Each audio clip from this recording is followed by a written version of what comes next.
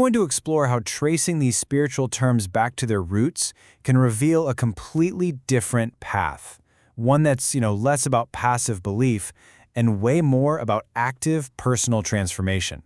It's a huge shift in perspective that starts the moment we question the definitions we've always just taken for granted. So our journey really starts by looking at words beyond their surface-level meaning.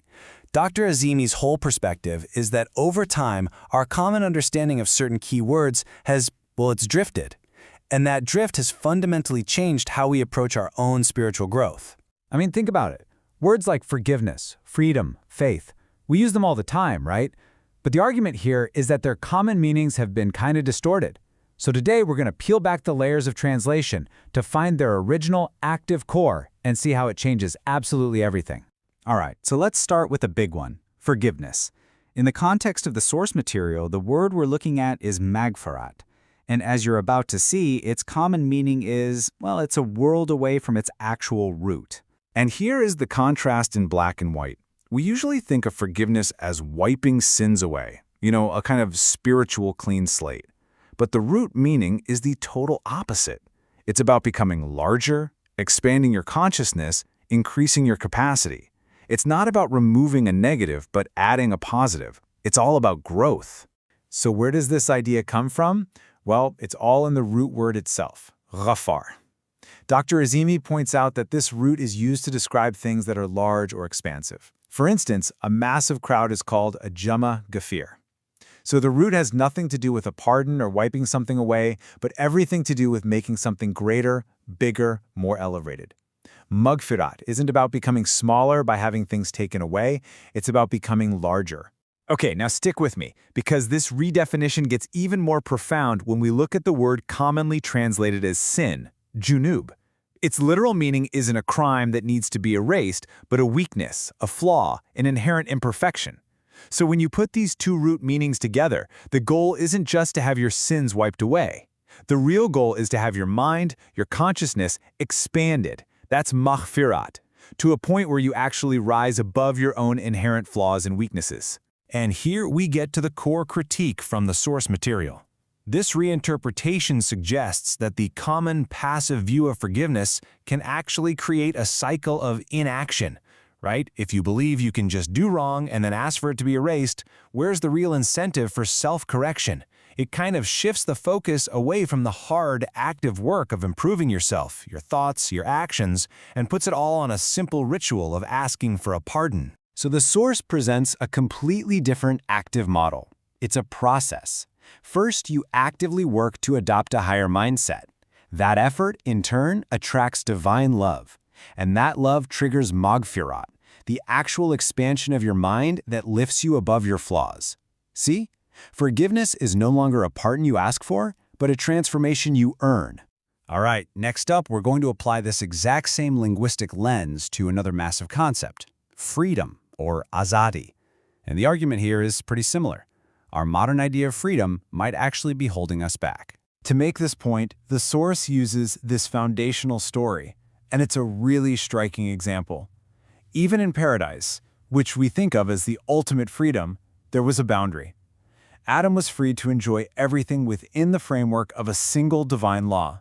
This suggests that from the very beginning, true freedom was never about having zero rules, but about flourishing inside a divine structure. And this brings us to such a critical distinction. The common idea of freedom today often gets confused with anarchy, just doing whatever you want, whenever you want, with no consequences. But the source argues this doesn't lead to liberation, it leads to chaos. The alternative is freedom through adherence.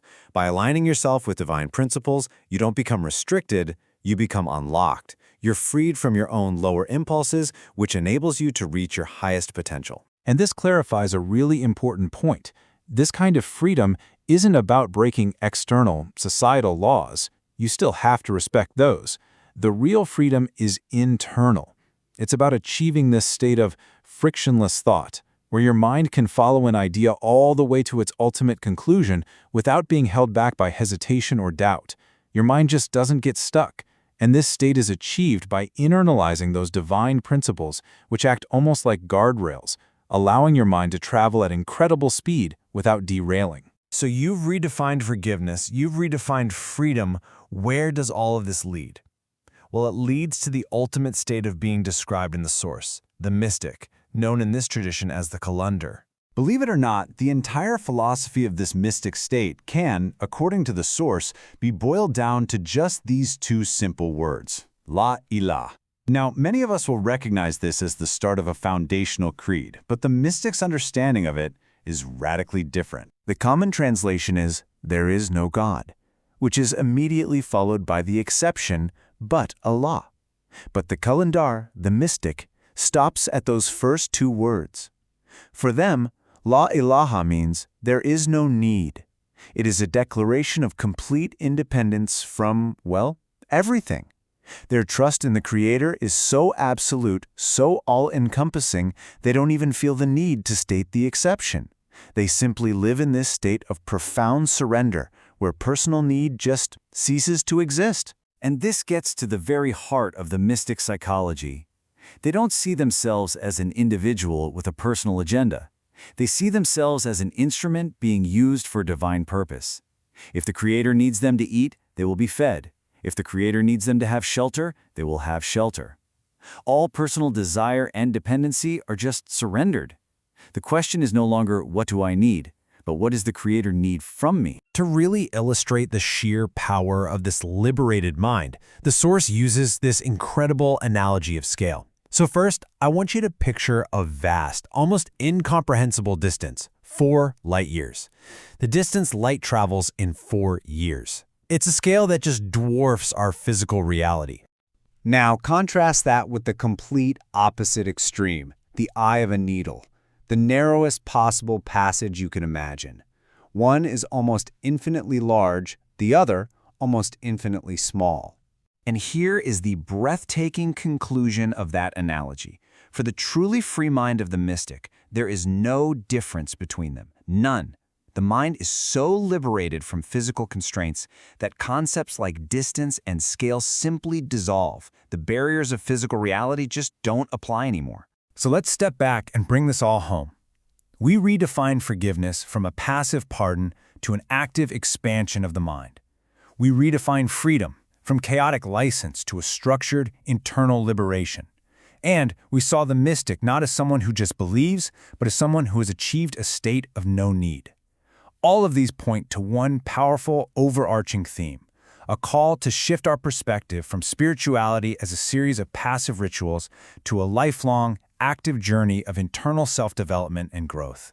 And that leaves us with a final thought to carry with us. This exploration was about a specific set of words from one tradition, but the principle behind it is universal.